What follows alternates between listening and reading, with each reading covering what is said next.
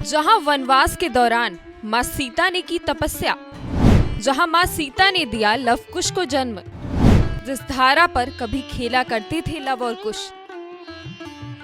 आज हम आपको लेकर जाएंगे त्रेता युग के एक प्राचीन मंदिर की पावन धरा पर, जहां कभी मां सीता का वास था, जहां कभी लव कुश की किलकारियां गूंजा करती थी। इस स्थल पर आने के लिए आपको कोई प्लान नहीं बनाना पड़ता, बल्कि मां सीता का बुलावा आता है। इस मंदिर का नाम है सीतावनी।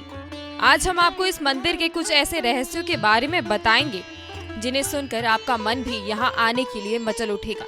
तो बने रहे हमारे साथ और देखते रहें धर्म ज्ञान। उत्तराखंड के नैनीताल जिले के रामनगर से लगभग 22 किलोमीटर दूर घने जंगलों से घिरा हुआ है ये मंदिर। मां सीता को समर्पित है। कहा जाता है कि वनवास के दौरान भगवान राम की पत्नी यानी मां सीता यहाँ रुकी थी। ये मंदिर अपने आप में आध्यात्मिकता और प्रकृति का अनोखा मिलन है। चारों ओर सुंदर पहाड़ और घने जंगल जो ये गवाही देते हैं कि ये मंदिर भूमिजा को समर्पित है और मंदिर मां सीता के वनवास काल से जुड़ा है। मां सीता कभी इस कुटिया में रहा करती थी और यही वो धरा है जहाँ लवकुश खेला करते थे। कभी मां सीता इन धाराओं में स्नान करने आया करती थी, लेकिन ये धाराएं अभी भी कई रहस्यों को समेटे हुए हैं। प्राचीन काल में यहाँ 5 धाराएं बहती थीं, एक दूध की, एक अमृत की और 3 जल की। लेकिन जैसे जैसे अधर्म बढ़ा, इसमें से 2 धाराएं विलुप्त हो गईं। वर्तमान में सिर्फ 3 धाराएं बहती हैं, लेकिन आज तक कोई भी ये नहीं जान सका कि इन धाराओं से जल कहाँ से आता है।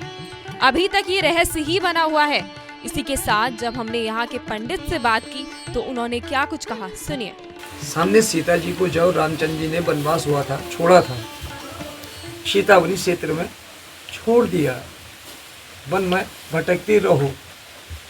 उनके तपोबल से वाल्मीकि महर्षि जी आ गए। उनके तपोबल से लवकुश को उन्होंने यहाँ स्वयं जन्म दे दिया। इस जगह पे ये ऋषिमुख पर्वत है हमारा साथ, वाल्मीकि जी महाराज जी का जो है ये ऋषिमुख पर्वत है।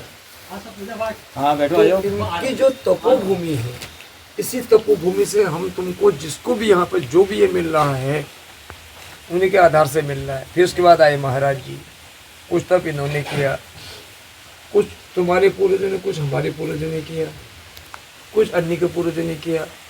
इस जगह को धीरे धीरे चेतन किया। आज जगह चेतन हो चुकी है सब कुछ।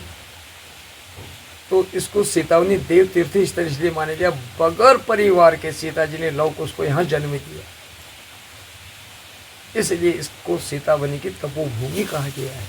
और यहाँ ये जो कुटिया दिख रही है मुझे, ये सीता जी की रसोई, ये माँ सीता की कुटिया, सीता जी की कुटिया आपको मैप में भी यही मिलेगी।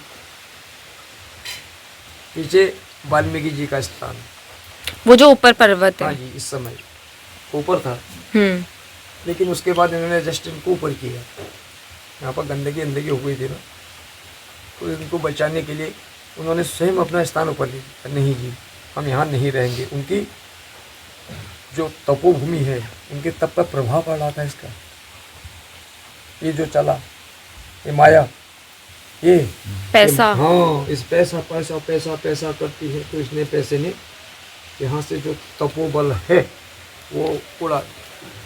या देवी सर्वभूतेषु शक्ति रूपेण संस्थिता, नमस्तस्यै नमस्तस्यै नमस्तस्यै नमो नमः।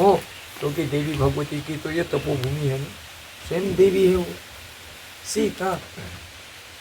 लिखा है रामचरितमानस में, देवी पूजी पद कमल तुम्हारे, सुर नर मुनि सब हो ही सुकारे। सीता जी ने किसी से नहीं कहा तू बंदा है, सभी की माँ, बच्चे की भी माँ, बुढ़े की भी माँ, शिव की भी माँ, राम की भी माँ, वो तो सब है, तो एक ही परिवार उन्हीं का है जी, उन्हीं की तपोभूमि है। साथ ही जब हमने अपने सामने एक बोर्ड पर लिखी जानकारी को देखा तो हमारा मन भी खुश हो गया। क्या है जानकारी, आप भी सुनिए। पवन पावन रमणीय सिद्ध आश्रम की तपोभूमि व सीता माता के वनवास काल से संबंधित है। लवकुश का जन्म, शिक्षा दीक्षा भी इसी स्थान में हुई। कालांतर से आज तक ये देव स्थल साधु संतों व सिद्धों की तपोभूमि रही है। 20वीं सदी से 7वें दशक से ब्रह्मलीन श्री श्री 1008 स्वामी ब्रह्मानंद सरस्वती महाराज ने यज्ञ पूजन, योग, तप के साथ सीतावनी का विकास व देखभाल की। इस देश भूमि का वर्णन कई धर्म ग्रंथों में उल्लेखित है। स्कंद पुराण में सीतेश्वर महादेव की महत्ता का पूरा उल्लेख है। इसके अनुसार कौशिकी यानी कोशी नदी के बाईं ओर शेषगिरी पर्वत है। यहाँ सिद्धों गंधर्वों का विचरण स्थल है। पुराणों की मान्यता है जो लोग रामधारा में स्नान कर यहाँ सीतेश्वर की पूजा करते हैं उन्हें सद्गति मिलती है। सीता ने राम के साथ बैसाख मास में यहाँ महादेव की पूजा अर्चना की। महाभारत के अध्याय 83 में श्लोक 49 से 60 तक सीतावनी तीर्थ का उल्लेख किया गया है। इसी मंदिर के पास है एक गांव जिसमें राजा राम ने वनवास के समय विश्राम किया था। कहते हैं जब त्रेता युग में भगवान राम यहाँ ठहरे थे तभी से इस गांव का नाम रामपुर पड़ गया और अभी भी इस गांव में भगवान राम की पूजा होती है। तो वहीं भगवान राम और माँ सीता ने इस मंदिर में खुद एक शिवलिंग की स्थापना की। त्रेता युग में इस शिवलिंग की स्थापना हुई थी। यहाँ भगवान शिव की पूजा तभी से होती आ रही है।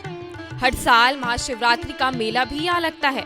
इस मेले में लोग दूर दूर से घूमने आते हैं और हमने मेले में आए श्रद्धालुओं से जब बातचीत की तो उन्होंने क्या कुछ कहा सुनिए। सब लोग रामनगर हॉस्पिटल का स्टाफ है, सिविल हॉस्पिटल का। हम लोग रामनगर से आए हुए हैं एंड हम हमेशा ही आते हैं यहाँ पे, मतलब जब भी पॉसिबल होता है, जब भी एंट्री मिलती है तो हम आते हैं यहाँ पे। एंड ये जो मतलब जो मंदिर है सीतावनी मंदिर, अब मेरे को जितना पता है कि यहाँ पे it is related to the birth of Luv and Kush by Sita and I don't know how much truth it holds but ये है।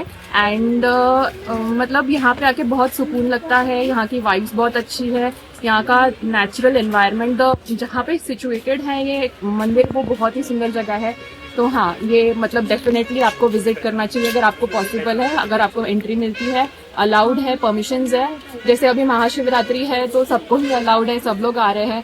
तो मतलब हाँ, अगर आपको पॉसिबल है आना तो आपको डेफिनेटली विजिट करना चाहिए। ठीक है। Okay. सीतावनी क्षेत्र में रहने वाले मूल निवासियों से जब हमने इस क्षेत्र की पौराणिकता के बारे में बात की तो सुनिए उन्होंने क्या कहा। मेरा नाम अनीता है और मैं यहीं की मूल निवासी हूँ और यहाँ में शिवरात्रि पे हर साल मेला लगता है महाशिवरात्रि का। तो यहाँ सब जगह से आते हैं लोग शिवरात्रि के पावन त्योहार पर और सब अपनी अपनी मनोकामनाएं पूरी करते हैं। ये कहा जाता है कि सीतावनी की तपोवन भूमि है और यहाँ सीता माता ने बहुत तप किया, लव कुश को जन्म दिया। थोड़ी ही दूरी पे जाके ऋषि वाल्मीकि का आश्रम है, वहाँ उन्होंने शिक्षा प्राप्त की है। अपना जीवन उन्होंने उनके साथ यहाँ व्यतीत किया है।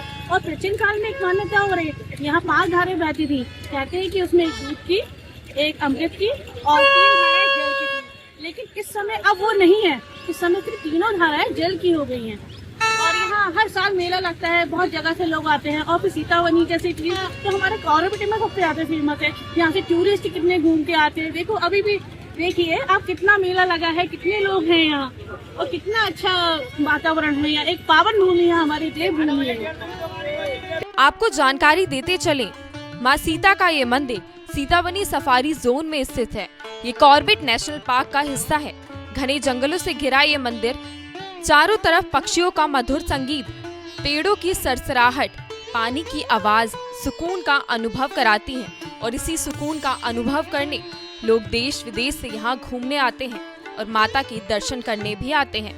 इस जगह आकर आप प्रकृति के साथ साथ अध्यात्म को भी प्राप्त कर सकते हैं।